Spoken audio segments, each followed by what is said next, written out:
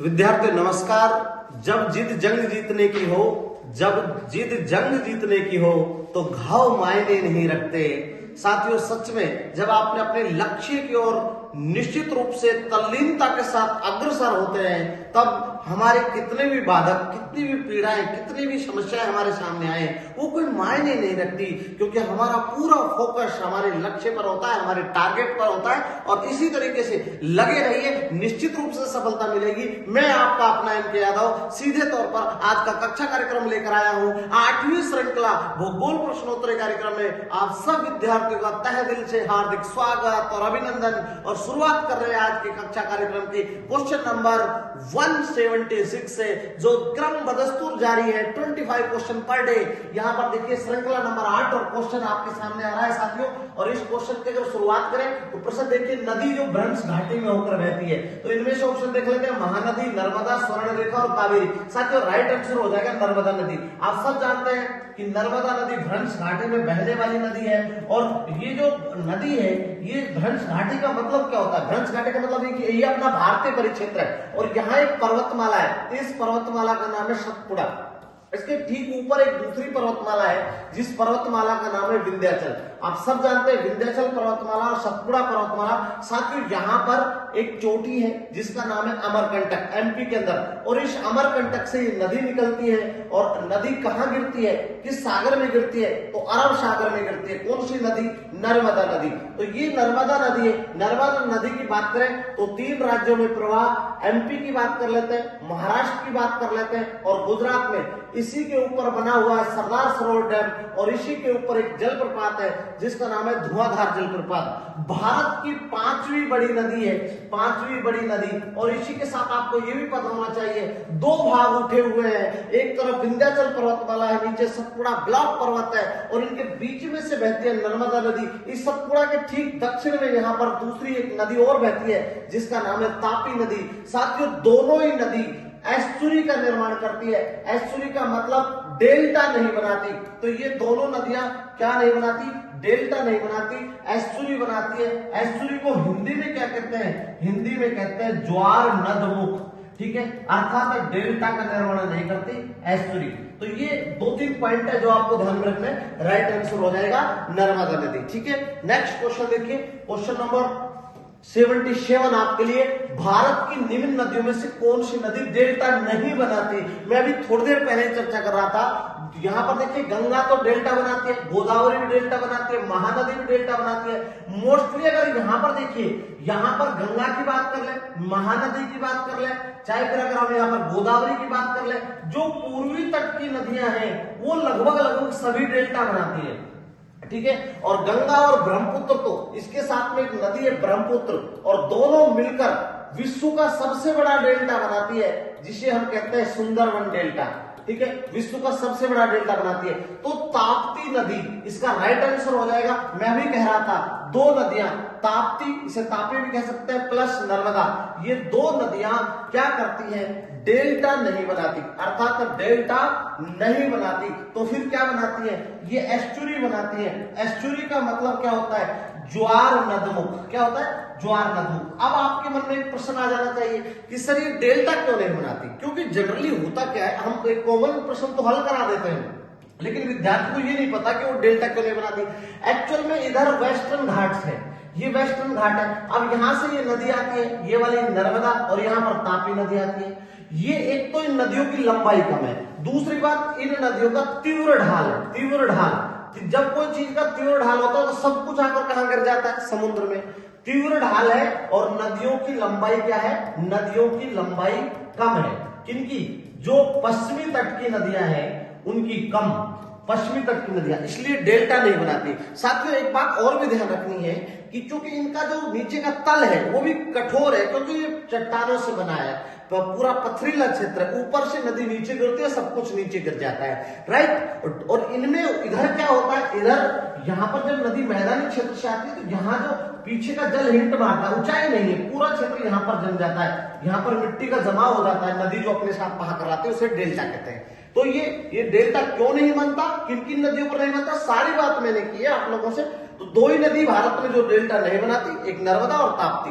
Actual में होता क्या, ऐसे तो यहाँ पर देखिए केरल में पेरियार नदी भी बहती है, इधर यहाँ पर गोवा में दो नदियां और है, एक का नाम मांजुली है, एक का नाम मांडवी और ज्वारी है, ठीक है, तो मांडवी और ज्वारी। तो ये क्या होता है कि ये डेल्टा नहीं बनाती। 78 नंबर क्वेश्चन देखिए, निम्नलिखित में से किस नदी घाटी विवर्तनिक है। आपको बताना है कि किस नदी की घाटी विवर्तनिक है। टेक्टोनिक थ्योरी पर टिकी हुई, आपने विवर्तनिक शब्द सुना होगा, विवर्तनिकी, ठीक है। तो यहां पर आपको बताना है, देखिए नर्मदा की बात करें, यहां पर चंबल की बात करें, कावेरी की बात करें, दामोदर की बात करें, तापी की बात करें या अन्य नदियों की बात करें, लेकिन हमें यहां पर बताना है इनमें से कि कौन सी नदी। तो यहां पर आपका सिंपली उत्तर जो हो जाएगा वो ताप्ती। ताप्ती नदी घाटी विवर्तनिक है, इसका राइट आंसर क्या हो जाएगा, ताप्ती। दूसरी बात, चंबल में तो क्या होता है, चंबल में बीहड़ बनते हैं, बीहड़ का मतलब उत्खात भूमि, और ये चंबल नदी भारत में सर्वाधिक अपर्दन करने वाली नदी है। भारत में सर्वाधिक अपर्दन करने वाली नदी, जब मिट्टी का अपर्दन करती है, भाकर लाते, उबड़ खाबड़ क्षेत्र बन जाता है, ठीक है, उन्हें बीहड़ कहते हैं। 79 नंबर क्वेश्चन देखिए, किस उद्योग की अवस्थिति के लिए कच्चे माल की उपलब्धि मूल कारक नहीं है।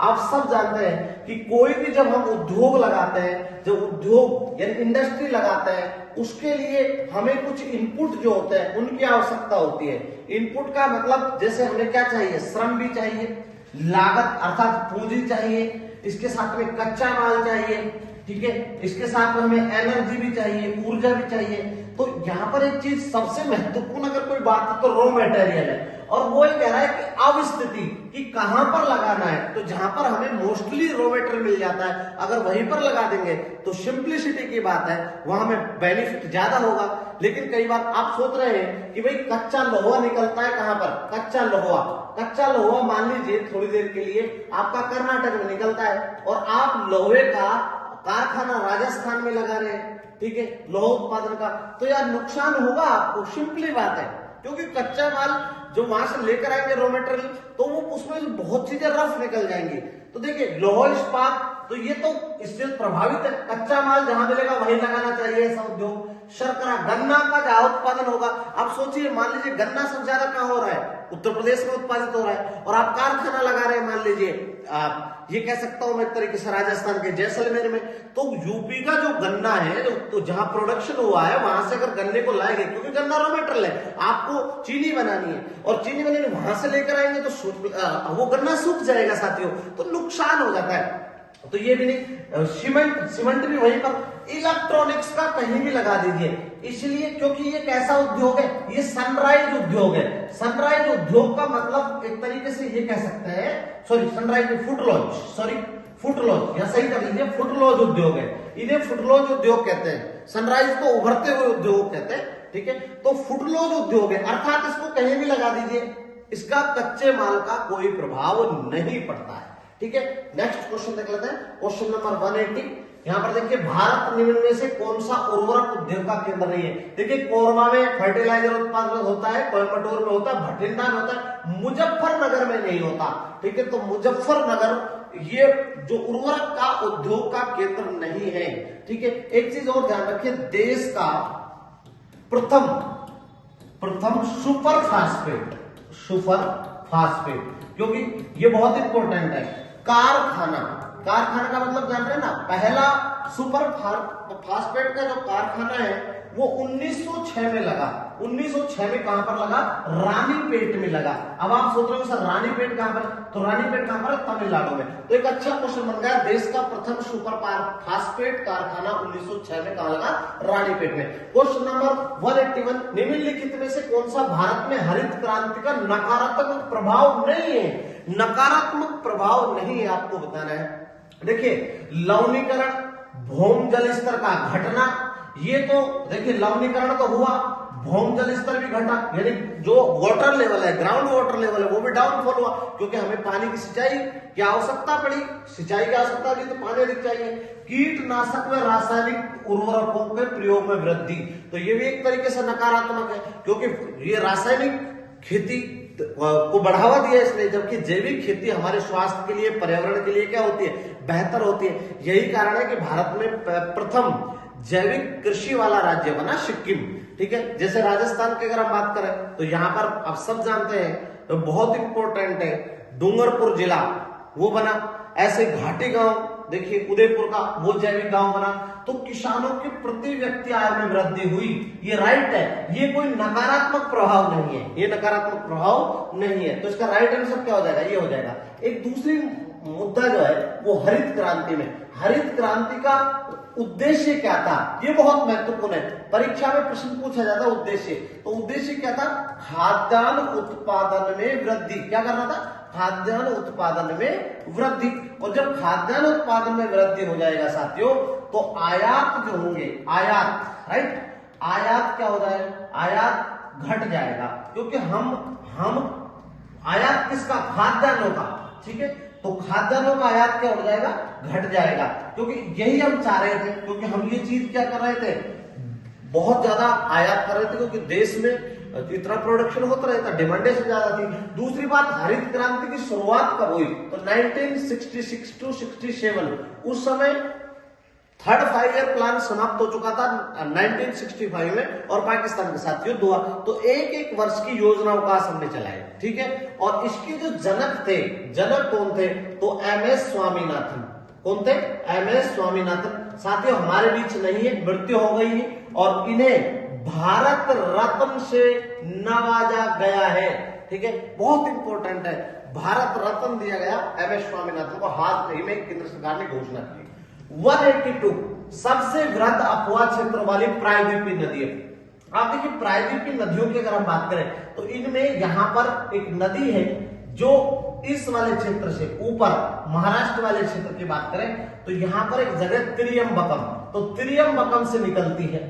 कौन सी नदी है साथियों, इस नदी का नाम है गोदावरी। और गोदावरी की बात करें तो ये भारत दक्षिणी प्रायद्वीपीय भारत की सबसे बड़ी नदी है। ठीक है, तो ये एक इंपॉर्टेंट हो जाएगा क्वेश्चन, प्रायद्वीपीय भारत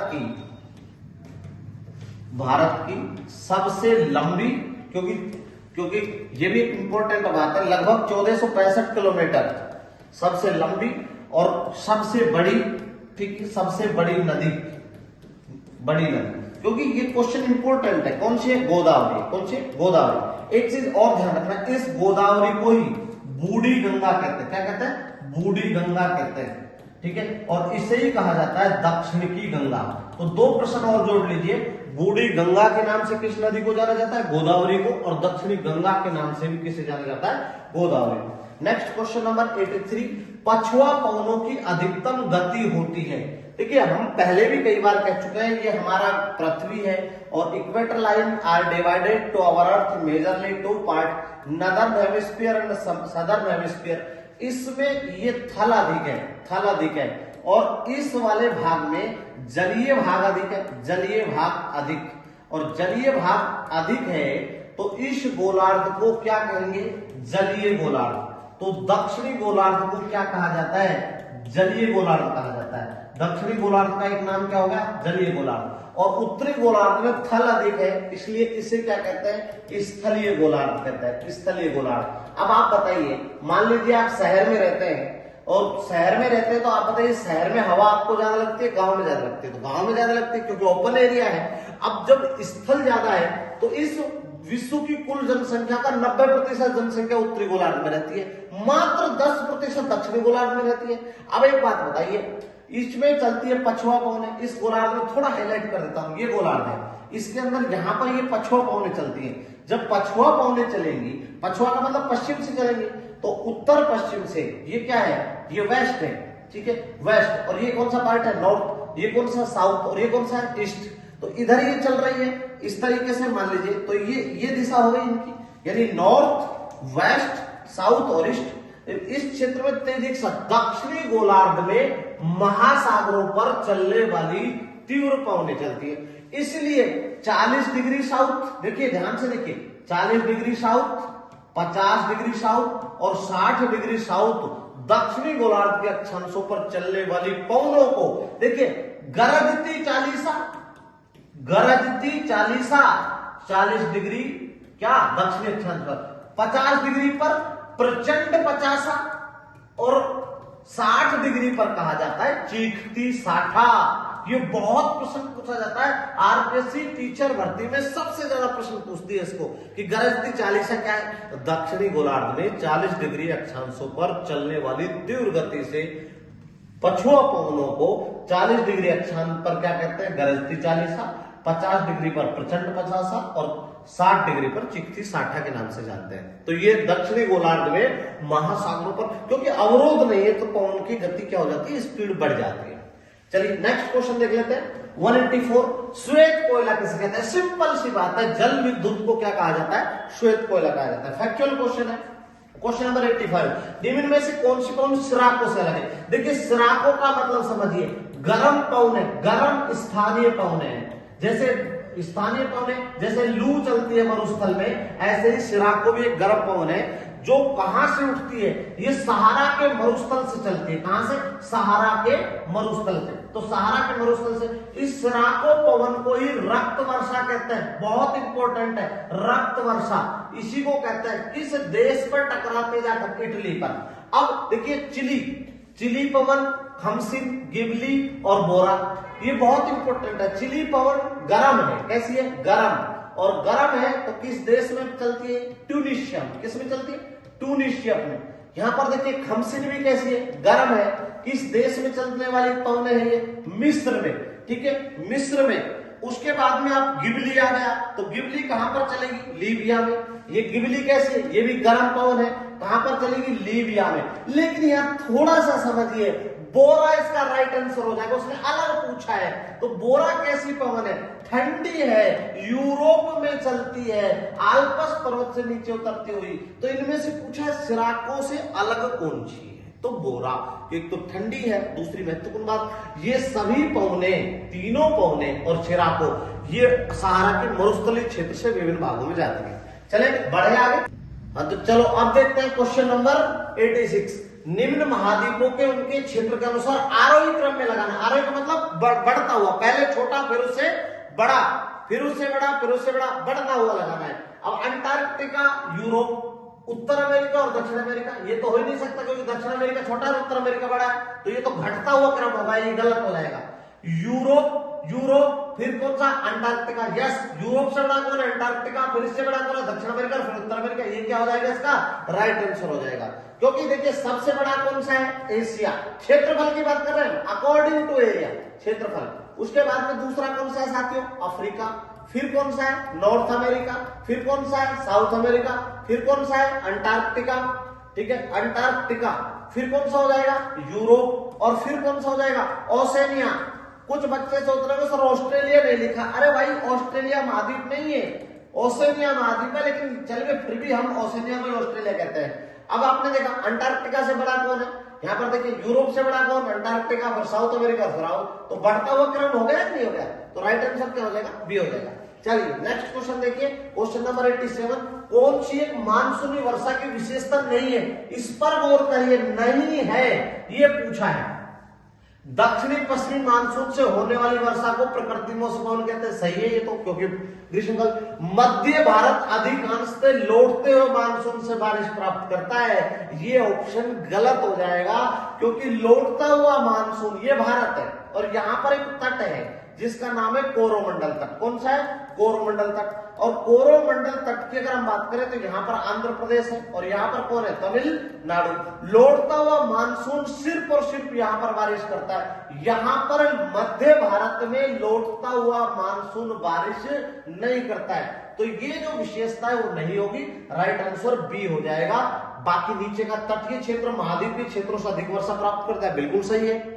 ठीक है, जब पूर्वी जेठ धारा दक्षिण की ओर सिंधु गंगा के मैदान की ओर स्थानांतरित होती है तो मानसून में रिकॉर्ड होती है, ये बात भी बिल्कुल सही है, ये विशेषता नहीं होगी। ठीक है, तो बी इसका क्या हो जाएगा, राइट आंसर। Question number 88।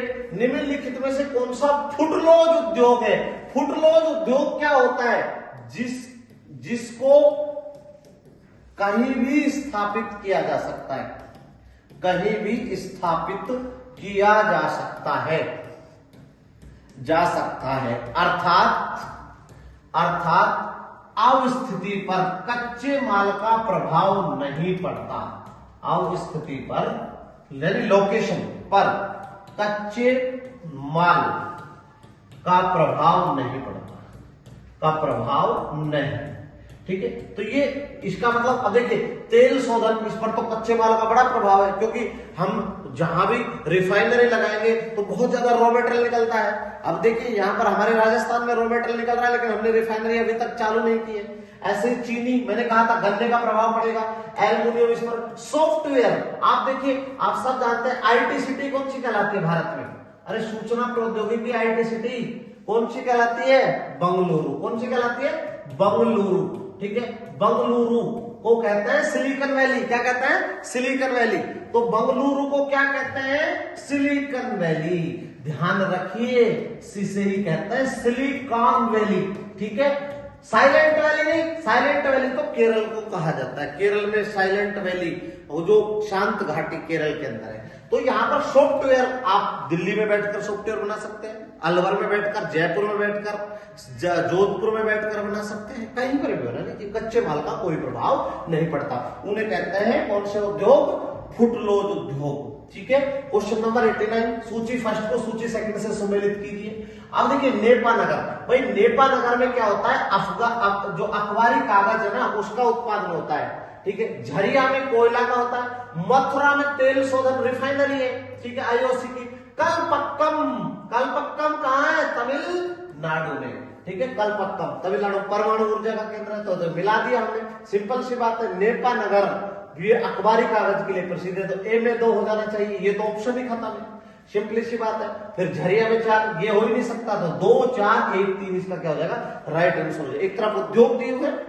ठीक है, 190, भारत में सबसे महत्वपूर्ण लघु उद्योग कौन सा है? भाई लघु उद्योग भारत में सबसे महत्वपूर्ण कौन सा है? देखिए गुड़ हो गए, खांडसारी, हथकरघा, बर्तन निर्माण, चमड़ा। देखिए ये सब मोस्टली आजकल इंडस्ट्री में होते हैं। हथकरघा, हैंडलूम, ये क्या है? आप सब जानते हैं भारत में तो हथकरघे से ही शुरुआत हुई मोस्टली। अगर बात करें प्रारंभिक उद्योग की, तो यहाँ पर हथकरघा इंपोर्टेंट हो जाएगा। क्वेश्चन नंबर 191, वे उद्योग जो स्थानीय कच्चे मालों का उपयोग करते हैं निम्न में से क्या कहलाते हैं? भाई जो स्थानीय कच्चे मालों का उपयोग करते हैं वही तो कहलाते हैं कौन से उद्योग? कुटीर उद्योग। क्या कहलाता है? कुटीर उद्योग। क्योंकि इंपोर्टेंट की बात है कि वो लोकलिटी में मिल जाते हैं, घर में बनाते हैं। आधारभूत उद्योग किन्हें कहते हैं? आधारभूत उद्योग जो कच्चे माल पर पूर्णतः है, जैसे लोहा इस्पात है। ठीक है, ये आधारभूत उद्योग है। ठीक है, क्योंकि इसके ऊपर ये सब कुछ टिका है। गाड़ी बनेगी तो लोहे से बनेगी। ठीक है, बहुत जो आधारभूत बेसिक उद्योग लोहा इस्पात है। ठीक है, ये इसका राइट आंसर क्या हो जाएगा? कुटीर उद्योग। नेक्स्ट क्वेश्चन नंबर 192, सूची फर्स्ट को सूची सेकंड से सुमेलित कीजिए। साथियों यहाँ पर देखिए, पूर्व का बोस्टन किसे कहते हैं? बहुत अच्छा प्रश्न पूछा गया है। पूर्व का बोस्टन आपको बताना है किसे कहेंगे? तो पूर्व का बोस्टन किसे कहेंगे? अहमदाबाद को। किसे कहेंगे? अहमदाबाद। सूती वस्त्रों की राजधानी मुंबई, उत्तर भारत का मैनचेस्टर, कानपुर, इलेक्ट्रॉनिक सिटी कौन हो जाएगा? बंगलुरु। तो 2431 इसका क्या हो जाएगा? राइट आंसर हो जाएगा। दूसरा, भारत का मैनचेस्टर, भारत का मैनचेस्टर। साथियों भारत का मैनचेस्टर किसे कहेंगे? अहमदाबाद को। अहमदाबाद। ठीक है, तो यहां पर दक्षिण भारत का मैनचेस्टर किसे कहेंगे? इसे कहेंगे कोयम्बटूर। किसे कहेंगे? कोयम्बटूर। ठीक है, कोयम्बटूर तमिलनाडु। एक क्वेश्चन और बन गया, राजस्थान का मैनचेस्टर साथियों राजस्थान का मैनचेस्टर कौन होगा? भीलवाड़ा। और राजस्थान का नवीन मैनचेस्टर कौन हो जाएगा? भिवाड़ी। तो मैंने सारे क्वेश्चन आपको करा दिए। उत्तर भारत का मैनचेस्टर कानपुर, दक्षिण भारत का मैनचेस्टर कोयम्बटूर। ठीक है, और भारत का मैनचेस्टर क्या हो जाएगा? अहमदाबाद। बहुत सिंपल है। ठीक है, यहां पर देख सकते हैं पूर्वी भारत का मैनचेस्टर कोलकाता। ये भी आप ध्यान रख सकते हैं, पूर्वी भारत का मैनचेस्टर। एक ही पेज पर पूरा करा दिया, पूर्वी भारत का मैनचेस्टर। राजस्थान का मैनचेस्टर कौन है? राजस्थान का मैनचेस्टर भीलवाड़ा। और राजस्थान का नवीन मैनचेस्टर कौन है? तो आप देखिए भिवाड़ी। स्क्रीनशॉट ले लीजिए, मैंने पूरा करा दिया साथियों, जल्दी से आगे बढ़ रहे हैं। नेक्स्ट क्वेश्चन आपके लिए स्क्रीन पर 193, भारत में निम्नलिखित में से किस उद्योग में सर्वाधिक महिलाएं कार्यरत है? बड़ा गजब का सवाल है। महिलाएं सबसे ज्यादा किसमें कार्यरत है? तो महिलाएं किसमें? चाय में। किसमें? चाय में। इसका राइट आंसर क्या हो जाएगा? चाय। लेकिन वस्त्र में सर्वाधिक श्रमिक या मजदूर किस उद्योग में लगे? मजदूर वस्त्र उद्योग में लगे, उद्योग में कार्यरत। ठीक है, इसलिए ये सबसे ज्यादा रोजगार प्रदाता है। एक ध्यान रखिए, सरकारी क्षेत्र में सर्वाधिक रोजगार प्रदाता रेलवे है। ठीक है, सार्वजनिक क्षेत्र में, इसलिए क्वेश्चन देखिए इंपॉर्टेंट है, सार्वजनिक क्षेत्र में सर्वाधिक रोजगार प्रदाता कौन है? प्रदाता रेलवे। कौन है? रेलवे। और यहां पर देखिए, भारत में सबसे ज्यादा वह उद्योग जिसमें श्रमिक लगे कौन सा है? वस्त्र उद्योग। बहुत इंपॉर्टेंट है। महिलाएं सबसे ज्यादा किसमें लगी है? चाय में। स्क्रीनशॉट ले लीजिए, बड़ा इंपॉर्टेंट क्वेश्चन है। 35 लाख लोग प्रत्यक्ष रूप से वस्त्र उद्योग में लगे। 194, चीनी का कटोरा कहलाता है। क्या बात है, चीनी का कटोरा कौन कहलाता है? उत्तर प्रदेश। अब यहां पर आपको ध्यान रखना है, विश्व में सर्वाधिक चीनी का उत्पादक राष्ट्र, उत्पादक व उपभोक्ता। बड़े गजब की बात यह कि सबसे ज्यादा पैदा भी हम करते हैं और उपभोग भी हम करते हैं। कौन हो जाएगा? भारत। कौन हो जाएगा? भारत। तीसरी महत्वपूर्ण बात कि सब चीनी का कटोरा विश्व में कौन कहलाता है? कटोरा क्यूबा देश कहलाता है। कौन सा? क्यूबा देश। विश्व में ये भी आप नोट कर लीजिए क्वेश्चन, क्यूबा देश। दूसरा, भारत विश्व का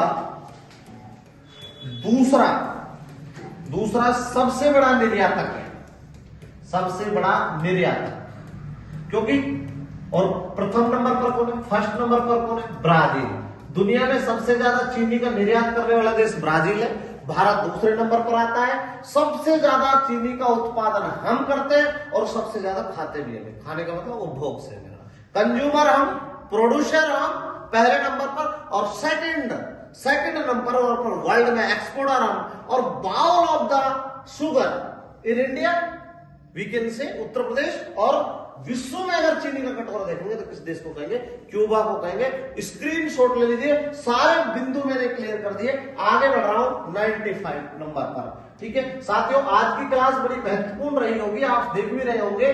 बिलियर्ड हिंद झंझावात संबंधित है। बिलियर्ड का मतलब क्या होता है? देखिए, बर्फीले तूफानों को अंटार्कटिका क्षेत्र में और ध्रुवीय क्षेत्र में, ये ध्रुवीय क्षेत्र में ठंडी बर्फ की हवाएं चलती है। ध्रुवीय क्षेत्र में बर्फीले तूफान क्या कहलाते हैं?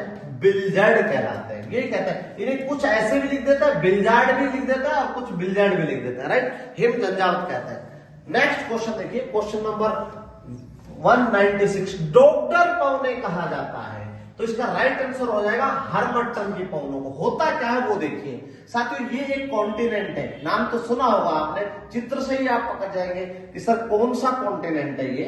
ठीक है, इस कॉन्टिनेंट की बात करें तो ये अफ्रीका कॉन्टिनेंट है, और इस अफ्रीका के इस कॉन्टिनेंट में एक मरुस्थल है जिसे हम कहते हैं सहारा का मरुस्थल। साथियों, आप सब जानते हैं विश्व का सबसे बड़ा अगर कोई मरुस्थल है तो वो सहारा का मरुस्थल है। 11 देशों में फैला हुआ है सहारा का मरुस्थल, और इस सहारा के मरुस्थल से अगर हम यहां पर देखें तो ये देखिए अफ्रीका को ठीक बीच में से काटती है इक्वेटर लाइन, भूमध्य रेखा। अब होता दरअसल क्या है कि सहारा के मरुस्थल से एक हवा चलती है, गर्म हवा, और यहां पर एक देश है, गिनी का नाम तो सुना होगा आपने। गिनी के तट पर ये गर्म हवा है, गर्म पवन है जिसका नाम है हरमट्टन, और इतनी गर्म है कि आप सोच नहीं सकते। जो पेड़ की तना होता है, तना का मतलब जानते हैं, पेड़ी जिसे गांव की भाषा में कहते हैं, उसमें दरार पड़ जाती है, इतनी शुष्क होती है। ये शुष्क गर्म पवन है हरमट्टन की पवन। अब होगा क्या, जब ये शुष्क गर्म पवन इस गिनी के तट पर आएगी समुद्र के किनारे पर, तो ये क्या ग्रहण कर लेती है? आर्द्रता। तो ये क्या हो जाती है? आर्द्र शुष्क पवन हो जाती है। और ये ठीक वैसे ही है जैसे बरसात का मौसम हो, आप बालकनी में बैठे हो और बनियान में बैठे हो और शीली शीली हवा आपकी बॉडी को टच कर रही हो और आप फील कर रहे हो कि मौसम कितना सुहाना है। मेरा बॉडी में एक ऊर्जा भर देती है, स्फूर्ति भर देती है। इसीलिए इन पवनों को, हरमट्टन की पवनों को डोगरा पवन कहा गया। अब तो पूरा क्लियर हो गया होगा, बढ़ रहे हैं आगे क्वेश्चन नंबर 197 पर। 2011 की जनगणना के अनुसार भारत में अधिकतम व न्यूनतम पुरुष साक्षरता वाला केंद्र शासित प्रदेश क्रम से है। ये इसमें पुरुष साक्षरता बताना है आपको, और पुरुष साक्षरता की बात करें तो आपको केंद्र शासित प्रदेश के अंदर बताना है। जल्दी से कमेंट बॉक्स में भी कमेंट करिए इसका राइट आंसर क्या होगा। साथियों यहां पर देखिए, अगर हम अधिकतम की बात करें तो अधिकतम पुरुष साक्षरता किसकी होगी? लक्षद्वीप की। अधिकतम तो हो जाएगी किसकी? लक्षद्वीप की। और न्यूनतम दादर नगर हवेली की क्या हो जाएगी? न्यूनतम। तो पहला ही ऑप्शन क्या है? सही होगा, पुरुष साक्षरता में न्यूनतम और अधिकतम। लेकिन अगर राज्य की बात करेंगे, राज्य में सर्वाधिक पुरुष साक्षरता वाला राज्य, ठीक है, तो कौन हो जाएगा? केरल हो जाएगा। कौन हो जाएगा? केरल। ठीक है, महिला और पुरुष में दोनों में केरल है। क्वेश्चन नंबर 198, पद्दुचेरी का क्षेत्र विभाजित किया जाता है। इस प्रश्न को समझिए। एक्चुअल में पांडेचेरी का नाम पद्दुचेरी हो गया। वैसे तो आप जानते हैं कि पद्दुचेरी विधानसभा रखता है, और भारत में कितने यूटी विधानसभा रखते हैं, ये आजकल क्वेश्चन बड़ा प्रमुखता के साथ चल रहा है। तो मैं आपको गिना देता हूं। दिल्ली पहला यूटी है जो विधानसभा रखता है। दूसरा यूटी आपका कौन सा है? पद्दुचेरी, वो भी आप ध्यान रखिए। ठीक है, तीसरा यूटी जम्मू कश्मीर, वो भी विधानसभा रखता है। ये अलग बात है कि आज तक विधानसभा के चुनाव नहीं हुए वहां पर। अब तक का देश में सर्वाधिक लंबा राष्ट्रपति शासन वाला अगर कोई केंद्र शासित प्रदेश है तो वो जम्मू कश्मीर है। ध्यान रखिए, बड़ा इंपॉर्टेंट है। जब से उसमें धारा 370 हटी तब से लगातार राष्ट्रपति शासन लागू है। अभी तक वहां चुनाव नहीं हुए हैं। 2019 की बात है, आप समझ सकते हैं। अब इस पद्दुचेरी को देख लेते हैं। ये भारत है, राइट। इस भारत में यहां पर एक राज्य केरल है, और यहां पर आप देखिए एक राज्य आंध्र प्रदेश है, और यहां पर एक राज्य तमिलनाडु है। अब इसको समझना, ये आपका कौन सा राज्य है? यहां पर आंध्र प्रदेश। ये कौन सा राज्य है? तमिलनाडु। और ये कौन सा राज्य? केरल। ये पद्दुचेरी 4 भागों में टूटा हुआ है, लेकिन 3 राज्यों से जुड़ा हुआ है। यहां एक जगह है जिसका नाम है माहे। आप जानते हैं भारत का सबसे छोटा जिला है माहे, ठीक है, पद्दुचेरी का भाग है। देखिए, आपको पद्दुचेरी जाना है तो सोच समझ कर जाइए कि पहले आंध्र प्रदेश जाना है या फिर कौन कौन सी जगह जाना है। तो माहे जिला भारत का सबसे छोटा जिला है। भारत का सबसे छोटा जिला।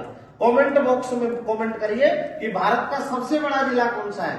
भारत का सबसे छोटा जिला तो हमने बता दिया, सबसे बड़ा जिला आपको बताना है। ठीक है, अब यहाँ एक जगह, यहाँ पर यनम, ये आंध्र प्रदेश है, ये भी साफ पद्दुचेरी का भाग।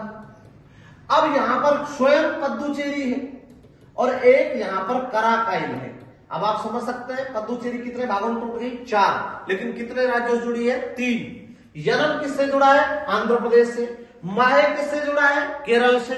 और ये किससे जुड़ा है? पद्दुचेरी कराकाइल किससे? तमिलनाडु से। तो यहां प्रश्न क्या पूछा? पद्दुचेरी का क्षेत्र विभाजित किया गया है। तो देख लीजिएगा, यहाँ महाराष्ट्र में नहीं, ये तो गलत हो जाएगा पहला ऑप्शन। दूसरे ऑप्शन की बात करें तो कर्नाटक से पद्दुचेरी का कोई लेना देना है, ये भी गलत हो जाएगा। तीसरा, गोवा से तो कोई मतलब ही नहीं है, ये सही हो जाएगा। तमिलनाडु, केरल, आंध्र प्रदेश, सी ऑप्शन क्या हो जाएगा? राइट हो जाएगा। नेक्स्ट क्वेश्चन देखिए, क्वेश्चन नंबर 99, जलीय समीर चलती है। और आज आपको बिल्कुल क्लियर कर दूंगा मैं साथियों कि जलीय थलीय, देखिए एक झटके में आप सीख जाएंगे और जिंदगी में कभी भूलेंगे भी नहीं। ये देखिए, एक तरीके से ये मान के चलिए, एक डायग्राम बना रहा हूं मैं।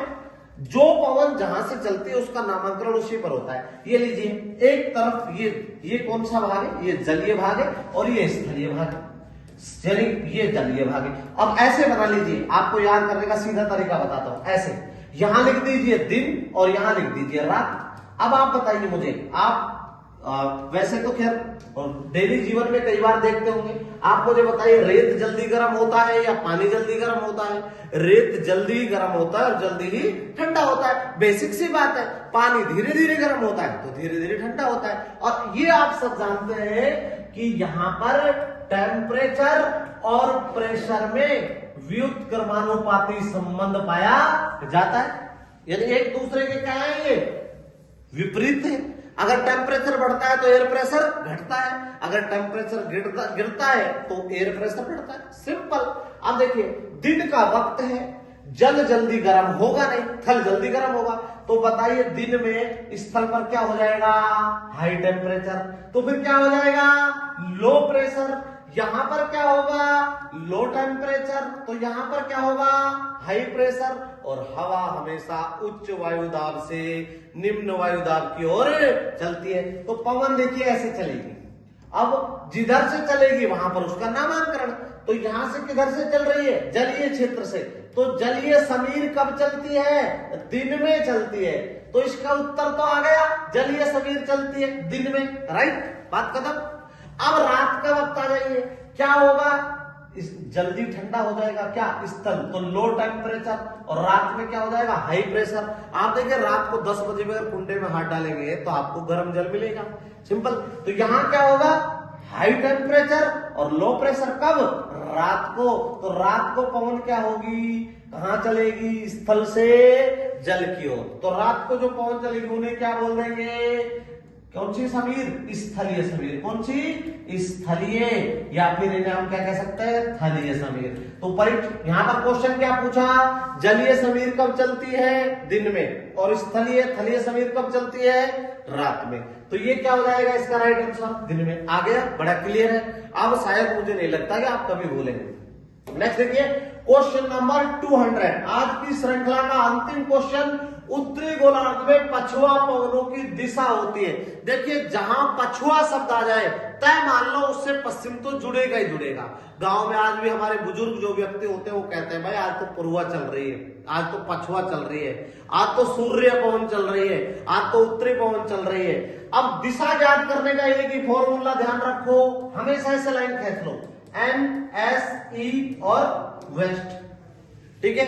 अब वो क्या कहता है? उत्तरी गोलार्ध की बात कर रहा है। चित्र बना लेते हैं। ये उत्तरी गोलार्ध है, ये 0 डिग्री है। ये 0 डिग्री से 5 डिग्री नॉर्थ तक का जो पार्ट है, 5 डिग्री साउथ तक का जो पार्ट है, ये क्या कहलाता है? ये कहलाता है ITCZ, inter tropical convergence zone.